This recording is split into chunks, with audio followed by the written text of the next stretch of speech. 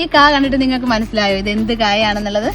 എനിക്ക് തോന്നുന്നു ഒരു പരിധിവരെയൊക്കെ ഒരു 80 കാലഘട്ടങ്ങളിലുള്ളവർക്കൊക്കെ ഈ കാ കാണുമ്പോഴത്തേക്കും മനസ്സിലാവും. കാരണം പണ്ടൊക്കെ നമ്മുടെ പറമ്പുകളിൽ ഇഷ്ടം പോലെ ഉണ്ടായിരുന്നതാണ്. ആലപ്പുഴ പോലുള്ള പ്രദേശങ്ങളിലൊക്കെ ഈ എന്താണ് റോഡ് സൈഡുകളിലും അല്ലാണ്ട് പറമ്പുകളിലും ഒക്കെ നിറയെ നല്ല ഭംഗിയിലാണ് ഇത് നിൽക്കുന്നത്. കാണാൻ നല്ല ഭംഗിയാണ്.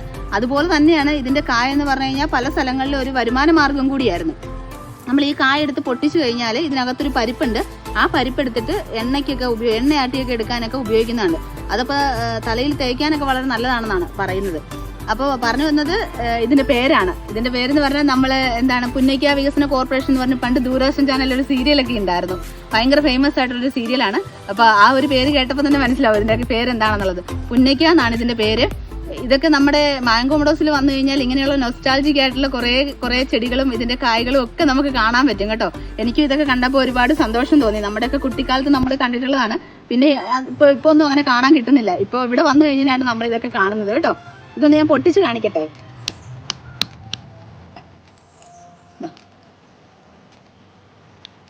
ഇതാണ് അതിന്റെ പരിപ്പ്. ഈ പരിപ്പാണ് എണ്ണയ്ക്കായിട്ടൊക്കെ പണ്ട് ഉപയോഗിച്ചുകൊണ്ടിരുന്നത്. അപ്പൊ എന്തായാലും അടുത്തൊരു വീഡിയോയുമായിട്ട് നമുക്ക് വീണ്ടും കാണാം.